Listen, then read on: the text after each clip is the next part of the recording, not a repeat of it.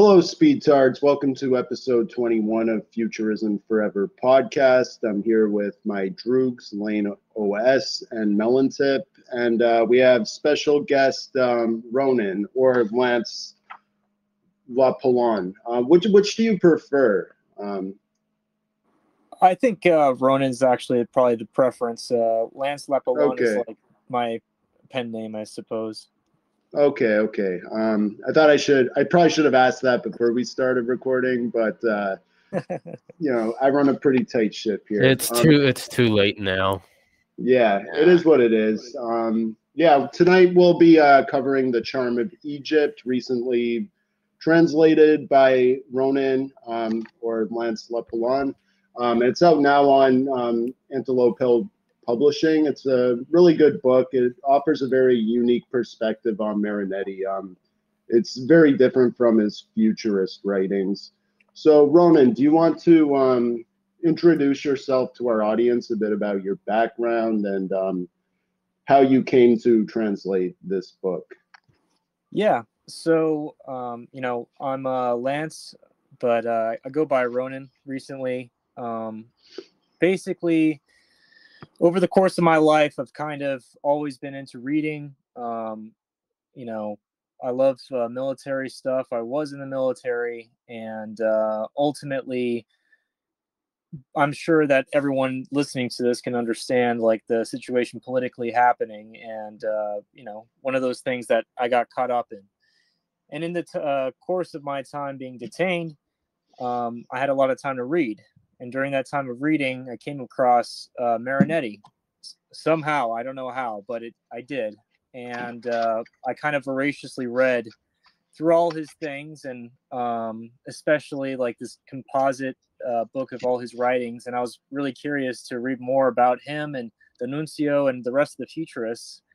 And ultimately, luckily, I'm actually fluent in Italian and Portuguese and Spanish, and so I'm kind of a little bit of a polyglot going on. So I read the Italian, which it's on the Archivo Nazionale, and that's online if anyone wants to read it. And basically, there's a lot of like lost.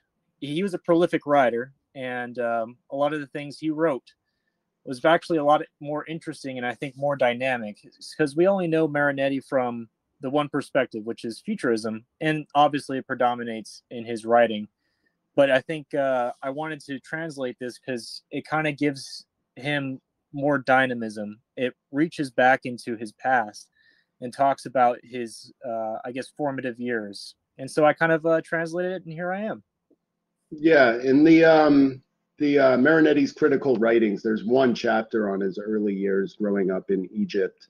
But it's like, until now, it's been a very undercovered subject as far as Marinetti goes for English speakers. Like, there isn't a lot out about his early years. So I really appreciated this like new perspective on Marinetti and like his earlier writing style, because it is very different from his futurist writings. I'd say it's like more. Go ahead, Lane. I was just saying there's not even a lot of his time in France.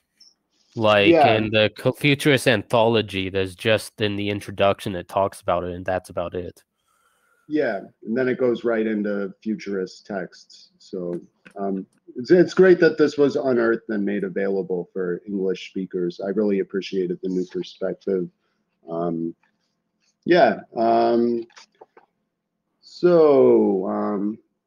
Should we read some passages from the text and kind of vibe off those? Yeah. Any objections? All right. I'm going to read my favorite chapter from the book. All the chapters are very brief, so we'll probably read a couple passages. Just one sec. I want to find Death Overcome. It's towards the end. Give me a sec. All right, Death Overcome from The Charm of Egypt. I try to clarify the psychology of ancient and modern Egypt by studying the people when they move, semi-indifferent, between the sacred and precious sarcophagus statues. The poet Nelson Morpurgo, head of the Egyptian futurist movement, guides me in the Museum of Alexandria, We are alone with the past in the fragrant silence of warm wool, saltpeter, and aromatic plants. A fugue of little voices, giggles, and the patter of restless feet breaks it. There is a crowd of schoolgirls, eyes wearing black scarves and veils, but their camellia white hands astutely touch and re-grab the huge rump of the ox api, adored for its fecundating virtues. Just as the water of the Nile is drunk religiously, so too every young girl pretends or thinks she finds in that venerated stone the strength to create life. The Greeks and Romans paid little attention to this problem and often abandoned children. The Egyptians, on the other hand, despised and hated sterile women. It is now established that the sphinxes were scratched considerably to feed women with a paste of pure fecundity. This love of life crushed death itself under the weight of the complete and indestructible sarcophagus. The pride of the kings continued to rule peoples of mummies and undead in the sumptuous cavities of the pyramids. With a fervent human solidarity, by dint of love and fraternity, and above all with the will to mock death, the Cimmerienti societies were organized. They were so happy to have enjoyed a whole life together that they wanted to prolong it together in the reign of the conquest of death. Before immortalizing the body in salt-soaked bandages, they had fed it with meat from animals chosen from their special qualities of transfusion. The hard-working and edible ox, the ferocious and feared crocodile were deified. So yeah, it's Death Overcome. I like this chapter because he brings up Nelson Morpurgo in it, who was like the futurist guy in Egypt, who I only recently discovered. I kind of featured his art in the intro for this episode. So yeah, it is interesting delving into Egyptian futurism. Like he was like an Italian in Egypt, so he was still Italian, but I think kind of like yeah. Go ahead. I was thinking, like, I was reading this passage, and it reminded me at the time I was reading, you know, or at least the people of this time were really into esotericism, specifically Madame Blavatsky and, you know, all those kind of people that are into like transcendentalism and stuff. And obviously, to most, it would seem incongruous with futurism, right? Which is the idea of mechanization, speed, and etc. But I think there's a hidden influence within Marinetti that's actually kind of betrayed in this like little, I guess, essay, right, that he wrote, which talks about like the spirit of overcoming death, right? So like, for instance, the Arditi talking about, you know, like, or I guess the futurist understanding, or the Arditi understanding of you know, Viva la Muerte, which is a Spanish thing, but like long live death, min de frego, which is kind of this embrace of death, and I think is part of his philosophy of embracing danger, you know, which he elucidates in his futuristic manifesto, talking about rashness, you know, the bias for action is kind of the idea of the futurist. And I think a lot of that spiritualism, or that spirit, actually probably came from his childhood and the kind of esoteric influences he had unwittingly as a child. Yeah, for sure. The whole like live dangerously, be daring, live life to the fullest and die young and leave behind a beautiful corpse. That whole like live fast, die young mentality definitely carries over to futurism and like his adventurous kind of spirit. Yeah, laughing at danger, laughing at death, all that. You definitely pick up on it in this passage, Death Overcome. That's why I liked it. It reminded me the most of like futurism. You can kind of see like the early roots there. A lot of the life affirming aspects.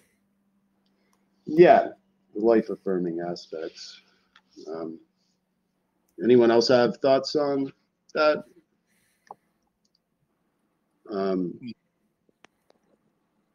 Many Dog and Artemio have joined us, by the way.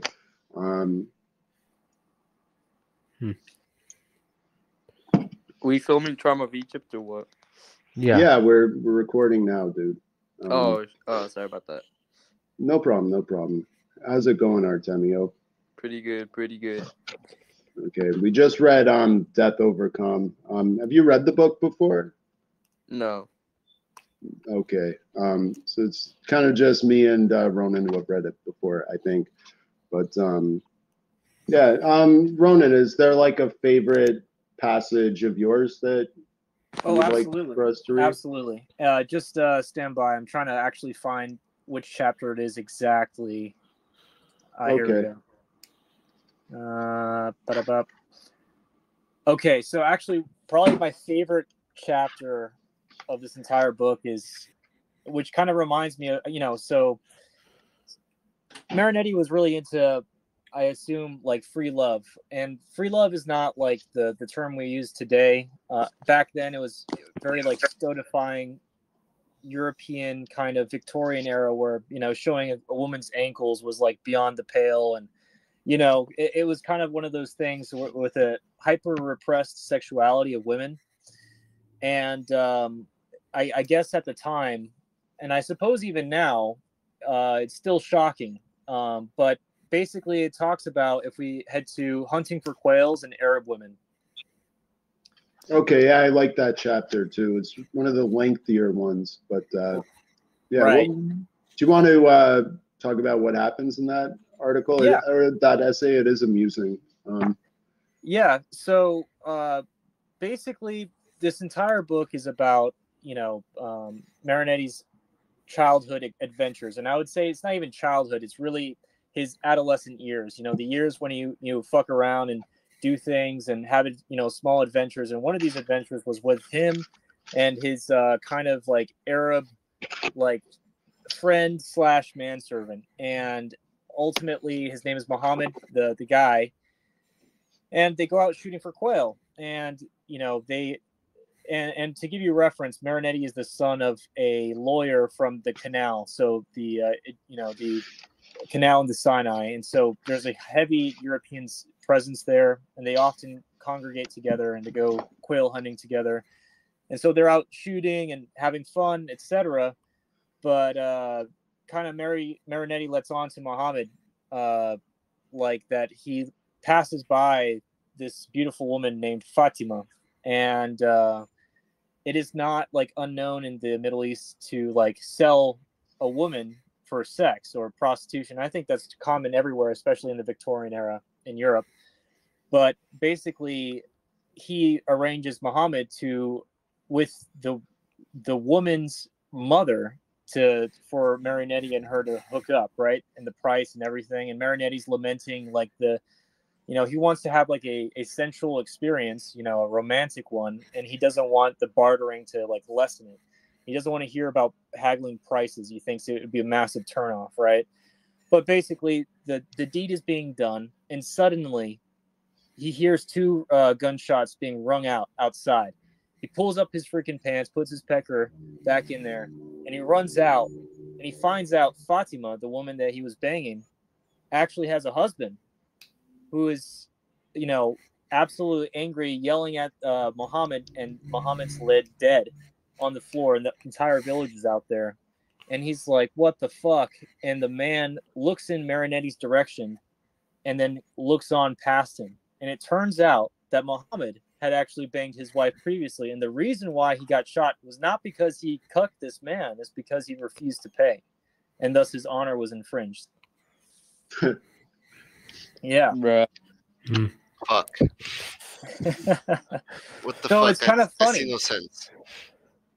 I do kind of consider that chapter to be like the center point of like the whole book, to be honest. It is lengthy, and it does definitely shine through. It's like one of the more memorable happenings in the book. Mm-hmm. Yeah, and I think, it just draw the parallel between, like, I guess, free love and this specific chapter. You just hear so much about him, especially talking about romance and erotica and other publications that he's written, both that have been translated in English and those that have not been. And I think a lot of this comes from his experience in the Orient, and it's part of the reason why I wanted to translate this for the future, is because I think you can tell a lot by a man by his upbringing, and you can tell a lot of how his philosophy is colored by the experience he had when he was in his formative years. And I assume this is probably a true story, frankly. I think this is actually a real one.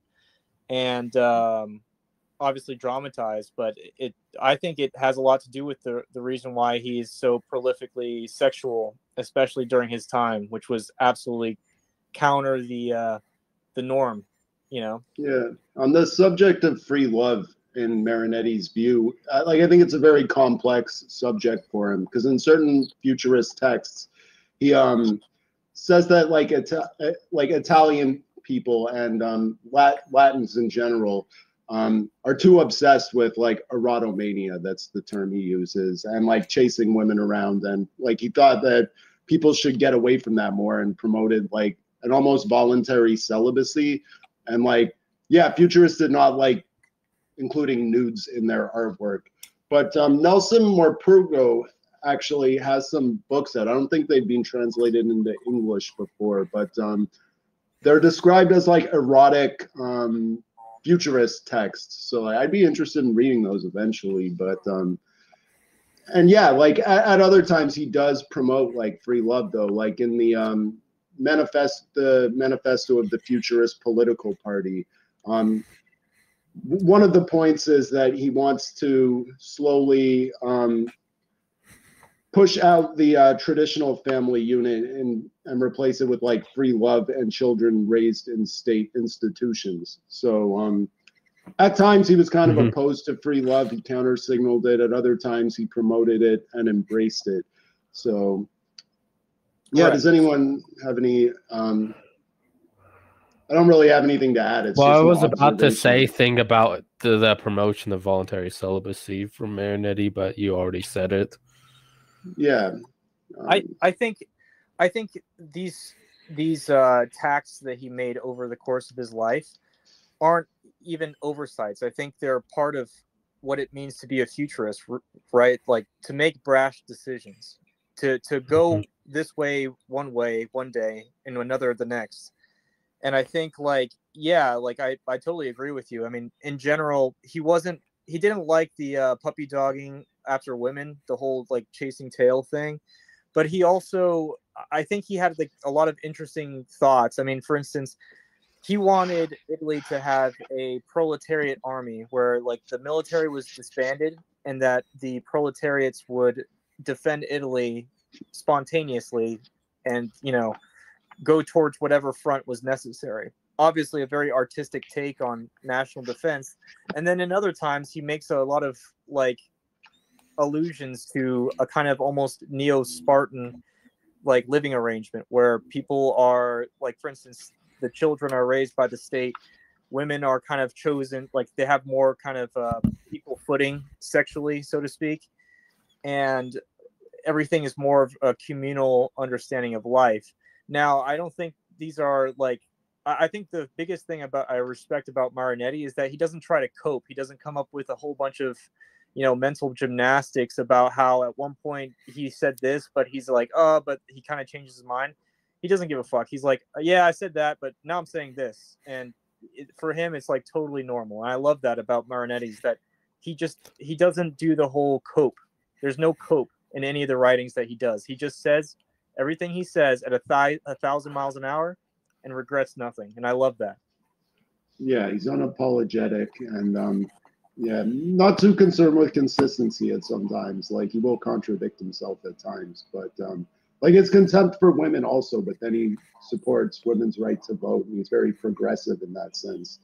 You know, I don't really have anything to add to that. I will say, like, in this, I recently did a solo reading of Destruction of Syntax, and point 8 in that, he kind of elaborates on love and lust.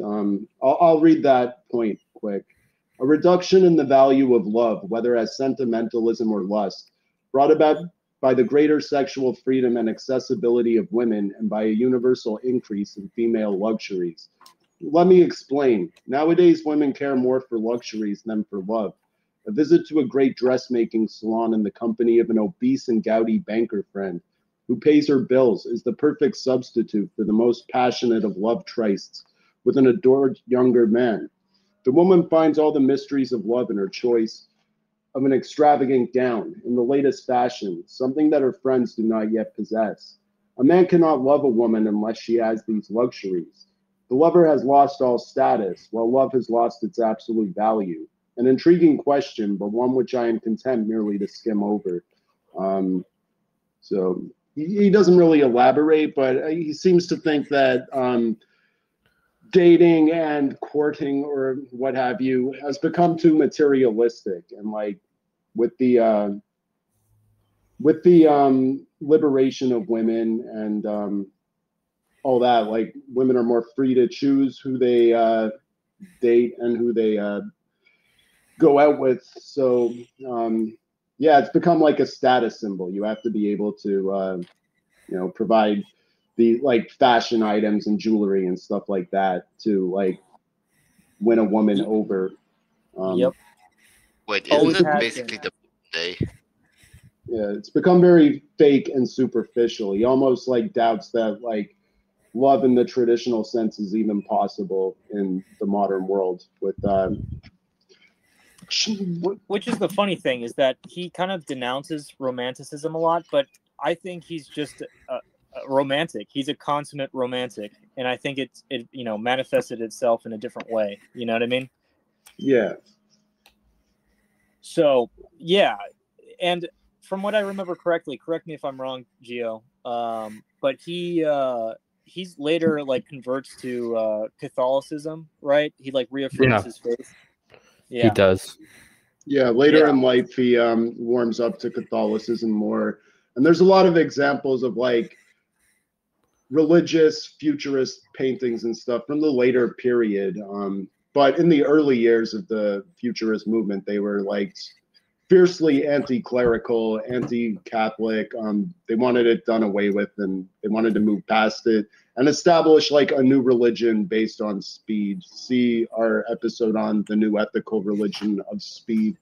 But yeah, later in life, he kind of warms up to Catholicism. A lot of like avant-garde artists went that route. Like Salvador Dali is another one who was like anti-Catholic initially, but then kind of warms up to it later in life.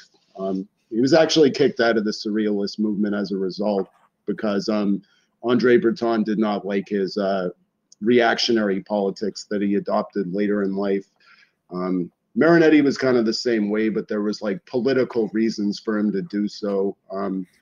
So I don't know what he felt in his heart, but officially he did warm up to Catholicism. He also got married later and had 3 daughters and became a family man, even though he has an essay against marriage. I suppose you have to live in the real world at some time. Like that's the issue, is that he lived during, I guess, the height of like what people would consider reactionary fascism. And obviously Salvatore Dali, same thing. Like I think these men were in a way coerced, if not through the state, but socially, to kind of acquiescing to at least basic tenets, which is obviously clericalism. And I think that had a lot of effect on them, especially the Second World War and the Spanish Civil War, especially on Salvatore Dali. Like I'm very certain that, these things were mutually reinforcing influences,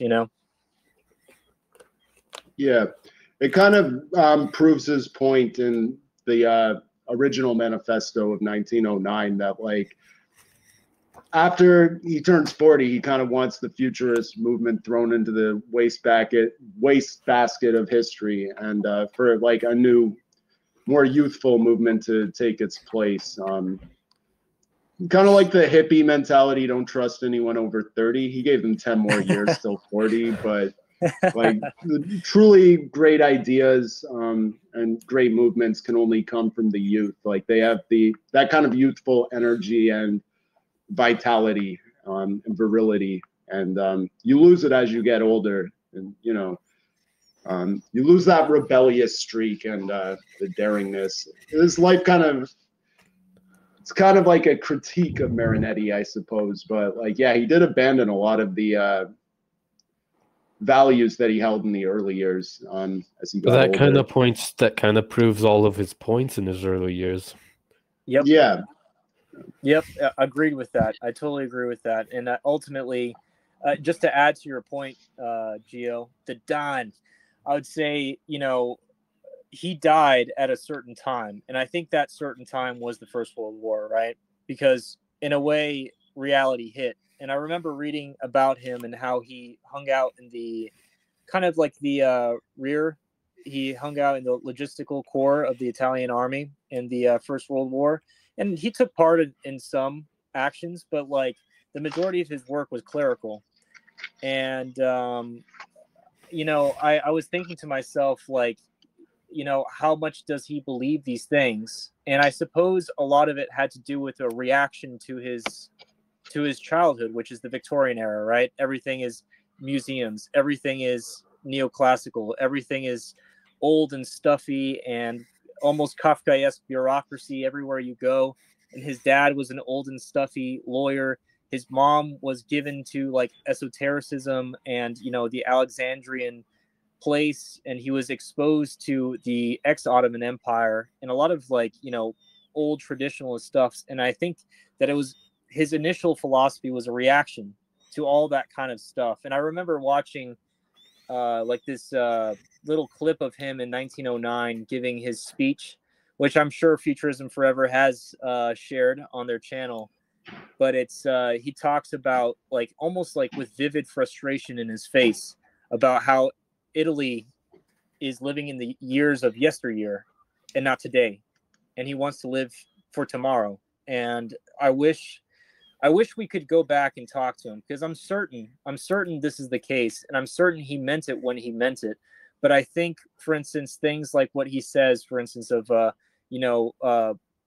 death being the greatest hygiene, I think he means it, but it's nuanced after the First World War, and you see it in his later futurist manifestos pamphlets that war is less prominent. It figures less prominently and becomes more identified with Arditiism.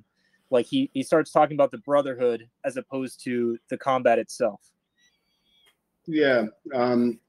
Marinetti kind of had like a privileged position in World War I. Like he was allowed to kind of come and go as he pleased, and like he was allowed to continue his art projects and stuff. He did take part in the war, as did a lot of the other futurists. Umberto Boccioni, for example, died in World War I, as did Antonio Sant'Elia, the futurist architect. A bunch of them were wounded. Almost all of them went to war. Personally, yeah, I would like divide futurism into two kind of waves. There was pre-World War I futurism, which was kind of like what we've been covering on the podcast or on the channel most regularly, and we're working our way to like the later period, but they were also prolific, so there's a lot to get through. Right. And I think D'Annunzio was actually consistent. So like you read D'Annunzio, and I think Marinetti kind of eased off the gas pedal there, pun intended, but like D'Annunzio leaned into it, and which culminated into like the Fiume, Republic of the Fiume and stuff, and his embrace of of death, really. And I think obviously not every one of us are cut out to be warriors at birth, right? But I think that I love Marinetti and I love everything he writes, and I think he gives articulation to this sentiment. I wish it hadn't been the case that like the First World War had happened during his lifetime, so that his work could be more consistent. In some cases, it's almost better that artists die at the zenith of their art, so that way we don't see their precipitous decline. For instance, in my view, seeing him reaffirm his faith almost kind of negates his entire life and artistry of futurism, And I wish it had been the case that he had met that violet end he so much talked about, in the best way, in a life-affirming way, almost Nietzschean, live fast and go out at your peak, as G.G. Allen promoted. But he also put it off quite a bit, and he also got locked up right about when he was supposed to kill himself for quite a bit. Yeah, he ended up ODing and dying like a rock star. Yeah, it was kind of anticlimactic, but you know, he did promote like that kind of philosophy, like live fast Yeah. and die at your peak. Go Live out on fast, top. die fast. Yeah. Yeah. That's we the also, track. yeah, we did. I did a solo reading like in the early days of the channel. Yukio Mishima on the death of James Dean, and he talks about that. Like James Dean died in a car crash, driving his Ferrari or like some kind of fancy sports car. He was driving recklessly and shit. Like a lot of people theorize that it was an act of suicide, but yeah, I like the opening to that. The beautiful should die young, everyone else should live as long as possible. Sadly, 95% of the population gets it backwards. Yeah. That's great. It's true. And I mean, even just talking about Yuki Mishima himself, I think he understood this concept of dying at the height of your art, you know. Mhm. It is the case. But, you know, to bring it back to, I guess, Egypt, his experience with death, it didn't start at the First World War. I just assume that it more had to do with the mechanization of war and how traumatizing it was for the majority of, I guess, Europe at that time. You know, people hadn't been used to that kind of, I guess, intensity of warfare. Even at Sedan in like the Franco-Prussian War, people weren't ready for the kind of industrial Krupp cannon, endless bombardment for days type thing, you know? And especially because the Italian army, unfortunately, under the king sucked. And we could really get into that in another episode, but I think that had a lot to do with Italians having a stronger antipathy towards warfare, you know? Yeah, for sure. Yeah, D'Annunzio was kind of the opposite because he kind of like stayed true to his rebellious energy late into life. Like when World War I popped off, he volunteered and he was already in his 40s. Like he was already kind of an old man. But he still Did had like. Marinetti also volunteer for World War II, despite his age? Did he? Yeah, but I Yes. remember reading that. Yeah. Yes. Like on the like in like a combat kind of capacity, or No. he was. He was in propaganda ministry. Yeah, that makes sense. Although, I mean, it's still commendable, I would say. And Yeah. you know, it's not like he was Ernst Jünger. He wasn't a born soldier. Ernst Jünger is you know, kind of like, I guess, a D'Annunzio in a way. He kind of, I guess, the German D'Annunzio, you know. And I think Marinetti was always more of a literary man. I mean, the guy literally wrote reams of paper. I don't know how he did it because he, you know, back in the day, he couldn't just do it on the computer where he edited it quickly. He just was such a prolific writer. I mean, I wish you could appreciate the torrents of, you know, writing he has that is like locked away in this like internet archive that the Italians have. It's insane. You know, I don't know. It's truly impressive. I kind of want to dig some more and see other things that he's written. And surprisingly, a lot of his narratives read like The Charm of Egypt, which is heavily tinted in romance. Although, if we head back to let me switch it back to the this other chapter. 1 second here. Obviously, you'll edit this out, right? So yeah, Probably not. I'm not a good Probably. editor. Like If this it is takes too amateur long, hour, then yet. Yeah, I kind of just like post it raw usually. I don't think our audience like requires a polished professional podcast. I don't have like the technical know-how or capacity. I try my best to edit out like awkward silences but like I do usually miss things. But yeah, it's okay. I'm not gonna say take your time, but you know. just 1 second here. I'm almost there. All right. Kind of rambling, just trying to fill the empty space and make it interesting for the audience. But yeah.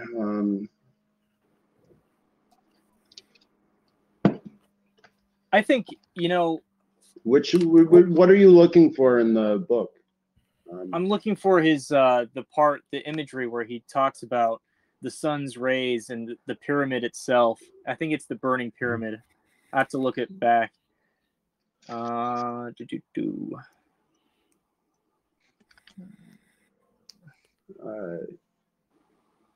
The sun bites the folds of the mistress's black mask, which also hides her nose. Her gold bracelets tinkle. I hear the zur zur zur zur zur zur of an elegant Parisian tailstock dancing on the eternal rough granite. I perceive the tub of turtle doves and pigeons on the broken nose of the Sphinx. Distantly, I can hear the eo eo eo of a donkey in a distant palm grove. I think actually, if we'll just transition to an African simulation of a Negro aviator, and okay. So obviously, in his early childhood, like the idea of flight was brand new. Whether it's the Wright brothers or the Frenchoids or the Brazilian guy Santos Dumont, like making the first aviation contraptions out there. Like it was probably almost like a fever dream for him, and that's how he writes about it, writing kind of piggyback on this biplane, and he talks about like almost as if it were a dream. And if you don't mind if I read off this page just to give the audience an idea.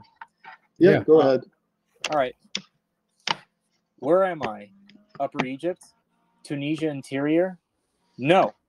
In reality, this car cuts across the Tunisian plain, but at the same time divides Aswan from the Nile, which brings to the surface an elephantine hill, like an immense pineapple. Now pomegranates, banana groves, palm groves intensify with furious trunks and foliage in skeins under these wheels that run, at the same time break and loosen. In the endless Tunisian plain, stirring it eccentrically. On my face, the dominating wind brutally blasts, moaning lessons against our rapid quarter notes. Bursts of yellow-green vineyards project towards the arch of the horizon, each seeming to carry the ambitious triangle of a camel on its crest, which solemnly drags behind it a small plow like a broken toy. Now, he paints the vault of the sky with a raised muzzle. Thick hedges of a vineyard, like tangles of rusty fences, defend the vertebrae bat-like armor of the villages, whose tires, buffalo, donkeys, dogs, and muddy roosters live a fat, brown life defended from the onslaught of the wind. And he continues like this for the rest of the chapter. But this, in the last chapter of this little book, is where I think he starts becoming the futurist. In the beginning, it is a lot less so. And at the end, it's almost like it's not even a reaffirmation. It's the beginning of one, right?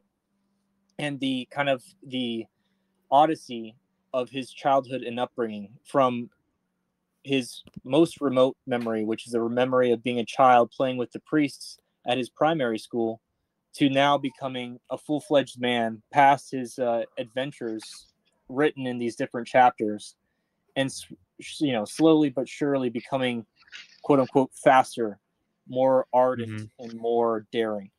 Yeah.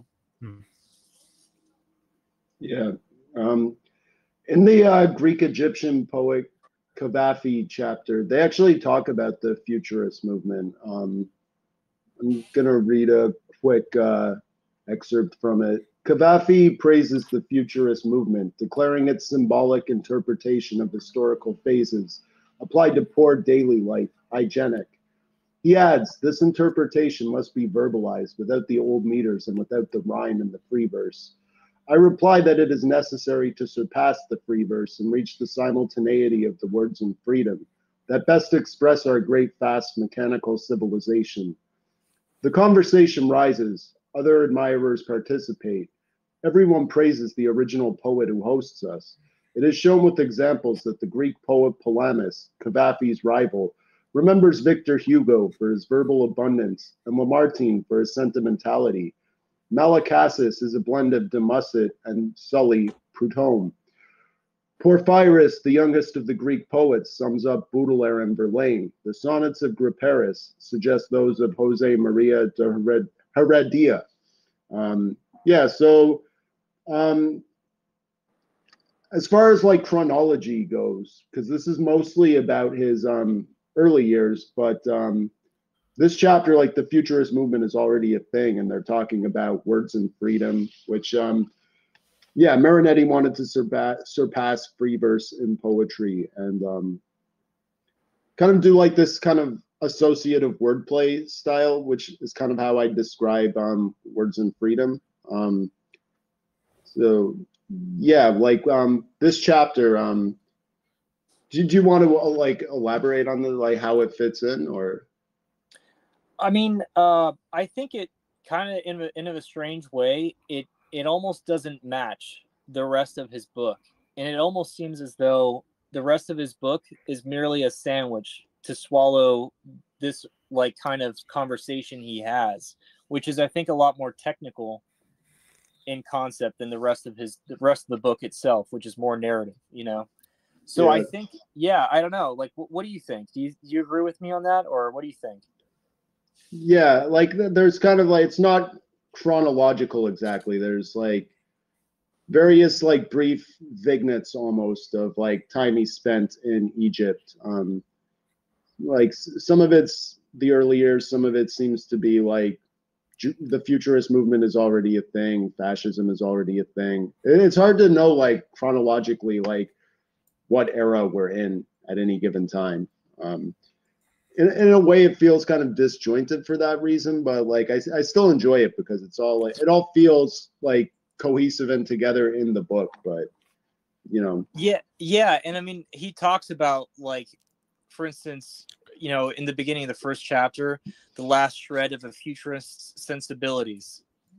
Again, going back to what I was saying, is like the whole book is about a romantic past being shredded from his like, you know, eschewed from himself, right? He becomes a futurist through his experiences. And like, if I just read the first 3 paragraphs of the first page, it's, after my dynamic and creative years, I returned to a fixed point of contemplation, Egypt, the land of my birth.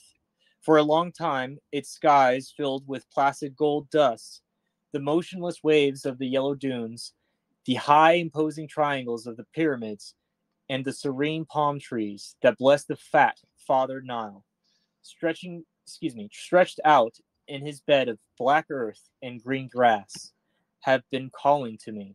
The name and the roll of the ship Holoane already evoked the languid sailing rhythm of the sands, and the large canvas wings of the windmills that had protected my childhood games from the sun.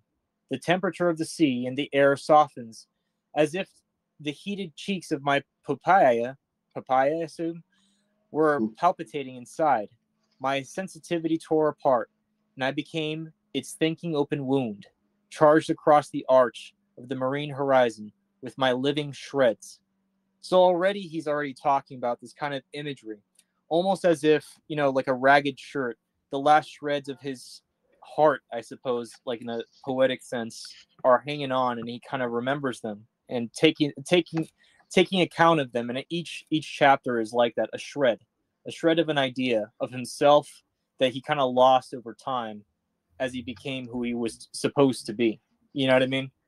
And I suppose, yeah, like, in a lot of ways, which I'm really happy that you made this kind of, I don't know what you would call this, I suppose it's a community, is that, you know, we live in this modern era, right, where the average age for a person in the West is like 80 years old. You know, the average mental age of a person, even young, is so old. We're just so, I think it's like almost the word is tired and slow. And in a lot of ways, we emulate this kind of Victorian era stuffiness with the same amount of, you know, kind of undersided parasites and stuff, and like the same amount of, you know, stuffed shirt culture. And we kind of lost the meaning of life.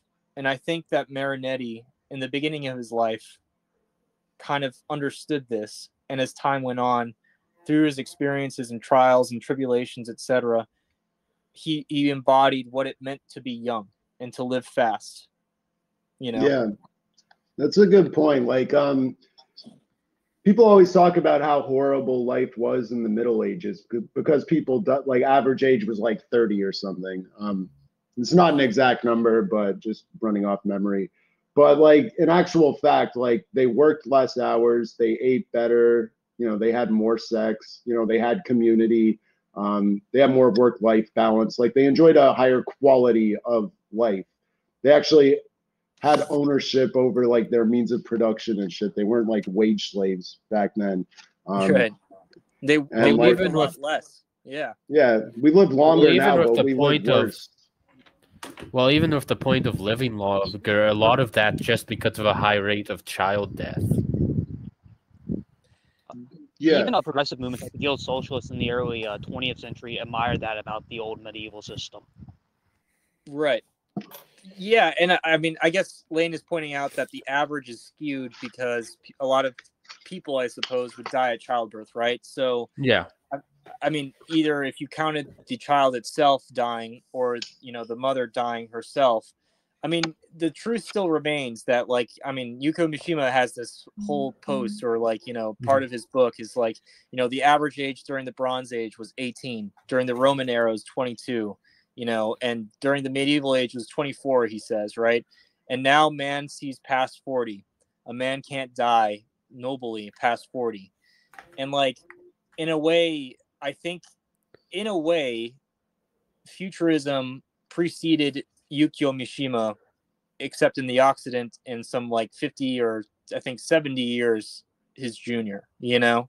And I think we're reliving that kind of same predicament where it's like, hey, man, you can live until you're 100 and you can have your kid or your wife or whatever. You probably be divorced 5 times and you'll be like living in a pod, like Bap says. And your life means nothing. You never did anything because you were always scared.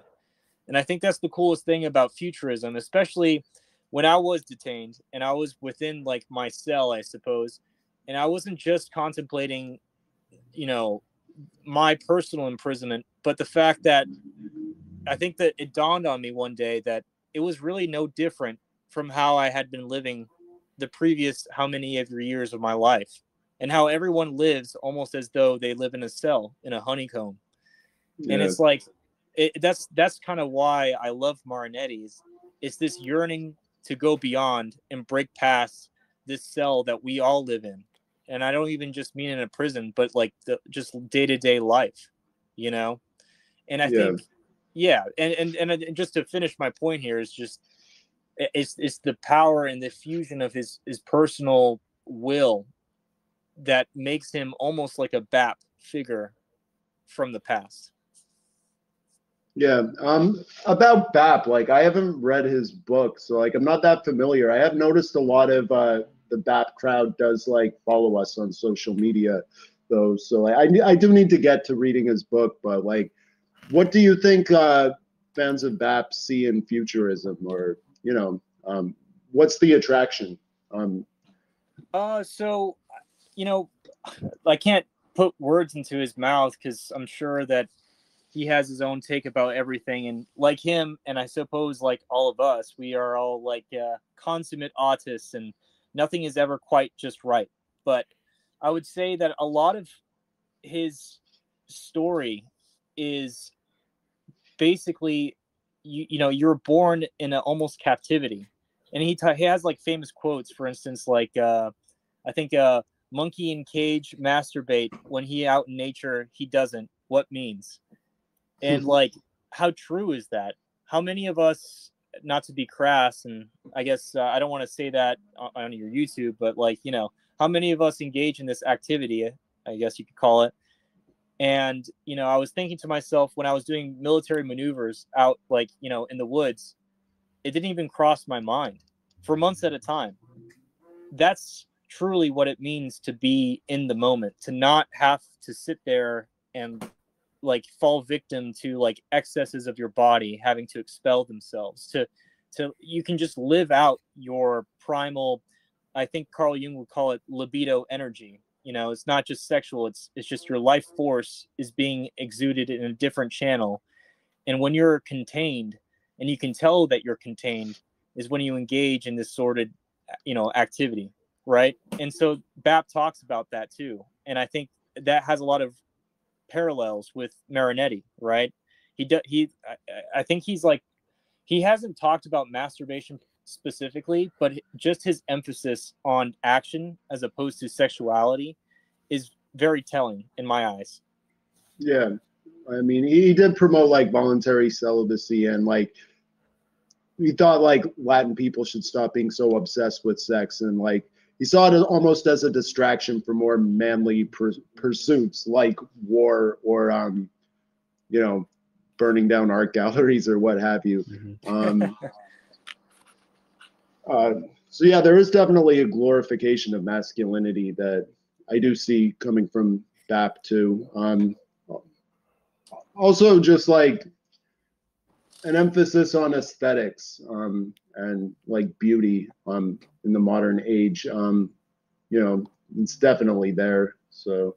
Oh, absolutely. Actually, I just because you were saying that, I pulled up BAP's book here, and I just kind of wanted to.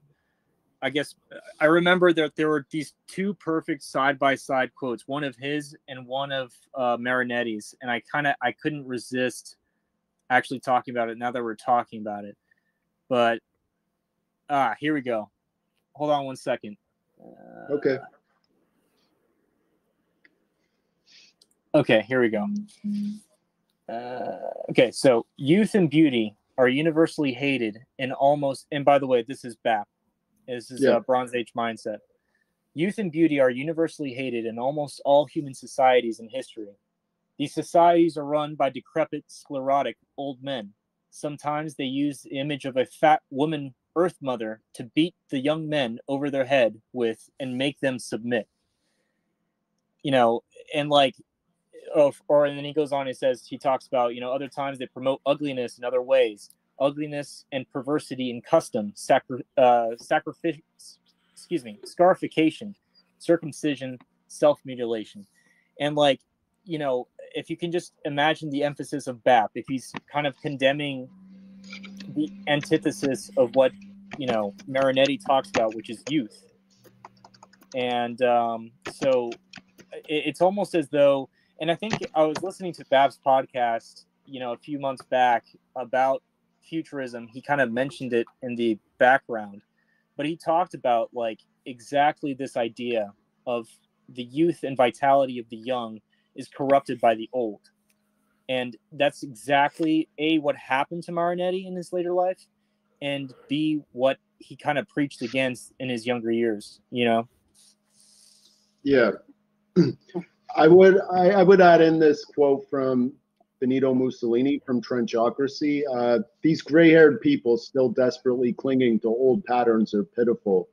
They are people who missed the train. The train passed and these people are still standing on the platform of the station with their grimmest and spiteful faces. The words republic, democracy, radicalism, and liberalism no longer have any more meaning than the word socialism. They will have one tomorrow, but it will be the meaning given by the millions of soldiers returning from the front. This meaning could be quite different from the ones we are accustomed to. So like that glorification of youth is definitely in fascism, in futurism, and also in Bronze Age mindset. And yeah, you know, you see a lot of parallels with it in this era, like young people wanting to be audacious and create a new world. The world was changing rapidly at this time. So like, you know, old outdated models needed to be done away with. And you had all these really interesting revolutionary figures springing up. Also on the left, you know, they had their concepts of like a new man too. That's kind of stalled in the modern age. Like Mark Fisher talks about hauntology, and in like modern art, like there are no new ideas, or contemporary art rather. There's like very few new ideas. Everyone's looking backwards. Like vaporwave and stuff is all about nostalgia for the 80s. It affects like the political too. Like in our movement, there's a lot of like 1950s suburbia fetishism that goes on, and like we need to go back, like return to tradition. And like it's right. It's so much of it. Like I personally hate it, but yeah, It's funny because you say that, and I remember reading Francis Fukuyama, who's like a political scientist, whatever. He's just, he's a Trotskyite, and basically, I remember reading him, and he talks about the last man, how he portends in the 90s, the end of civilization. We have won. It's almost like we're living in the post Endgame, as if you finally achieved your, I guess, total war. Medieval total war objective, and you're like, click, okay, keep on playing. Like, we're living in the end game, and to him, everything is dead. But that's the thing, though, is that I think in reality, and which is what BAP, I think, believes, is that there are two types of people on this earth: the people that live and the bug people. And the bug people, they kind of are content with glutting themselves and becoming they just graze, and they don't care what happens so long. In fact, there's no so long. They just don't care. They're more of almost like I would say they're more of just like the canvas to which a more superior type of man paints on them. And I think Marinetti is exactly this kind of man that kind of rebelled against this idea of passivity. The passivity of the Nile buffalo, water buffalo, just languidly laying there, or the ridiculousness of the fact that the man cucked himself and for his wife so he can make some money, and the lack of vigor in a people, right? And I think that's kind of what the issue with us today is just we live in this Fight Club dystopia. And the sad thing is, it's not that we live in this dystopia, it's that most people not only don't recognize it, but wouldn't care if they did. Nothing would change for them. Yeah. I personally think if the movement is going to go anywhere, we do need to have fresh new ideas. And we all admire the fascists, or insert historical period of choice. But we idolize these figures because they were innovators, because they were forward thinking, because they were audacious. They weren't trying to recreate something from 100 years earlier. They were trying to because they were futurists. New. Because the future we are not to reenactors. Yeah, exactly. It's a new century. I don't think we should be so hung up on the exact things that Marinetti was excited about, like airplanes and the automobile and stuff like that. Those were exciting for him 100 years ago, but cars aren't exciting anymore. No, it's just commonplace. What's cars exciting? Are slow now. I think a modern futurist, and maybe I'll catch a lot of heat for it, but a modern futurist would take, for instance, genetic editing. They would start, making the perfect human being, with not even just genetic defects, but I mean everyone is super. Well, not cyborgs, not even with a computer in your body, but we become so adept at fucking with your genome that you're able to just genetically edit someone perfectly, and to make that person perfect, and to go beyond, and for instance, even dimensional travel, which I know sounds almost like a sci-fi kind of thing, but just the other year I was reading a scientific magazine talking about dark matter, and about how there's a possibility that dark matter is actually the inverse of matter itself, and that therein lies the I think it's the physics. I don't know how you pronounce it, but the physics are there for a portal to the space in between. And that's the kind of shit that we're on now. That I think instead of looking at these things that we think that have become quaint, looking into these kind of magazines and looking at the future, and I just don't even mean politically. I mean, think broadly. Instead of that, let's terraform Mars, or even go beyond into another dimension, which is entirely possible, to be in multiple places at one time. Yeah. Pay attention to current trends, and try and be innovative in the 21st century. Like we need new ideas and new models. You know, I don't see much value in like LARPing as movements from 100 years ago myself. So, you know, Yeah. it doesn't go anywhere. It's just like fanboyism or something. Wait, I'm how not about counter signaling I'm not counter signaling like Yeah. learning and reading about history. We all enjoy that, but there are a lot of valuable lessons to be learned. Look at history like data in the lab for politics. Yeah, don't fetishize it or become obsessed with it or like idealize it, you know. Oh, of course. And I think that's a little bit of the mistake. There are a lot of mistakes I think your average traditionalist makes, not your luminary, but your average traditionalists. I don't think it's about going back. It's about the perennial truth that supersedes time itself, right? So instead of thinking of time as linear, right, you're thinking forward. It's about like this eternal truth. Like, for instance, all the same, like, you know, you guys know Franz Ferdinand Celine. A lot of his books, in a loose way, are actually framed on old Greek myths. And a lot of those myths are obviously retellings of more primordial ones, but they're all essentially the same, right? The Promethean myth or the myth of the martyr, whatever. And I think that ultimately that's what we live in. We don't have to look necessarily to the past because it's not the past, it's the now. And it's about reframing it to look like it will be our future, you know? Yeah. We've been going for a little over an hour now. I'm about ready to wrap up. To close, what's next for Ronan? Like, are you working on any projects? Are you planning on translating more of Marinetti's work, or what's next for Ronan? I would say for this Ronan of the Night, there are a few things, but namely right now it's a book publishing company. But in the future, I want to make a clothing company so that way we can start actually embodying who we are and not having to demean ourselves to being someone else wants to be. That's kind of what's on my plate. And also having a good time. Right now I'm having some Jim Beam, and it's not so bad. Nice. Yeah. bro? Anyway, I got go an ahead, idea Melinda. for thank you. I got an idea for a jacket. Go You for know, it. yeah, you know those these sport jackets with like big leather on the arms for like baseball teams.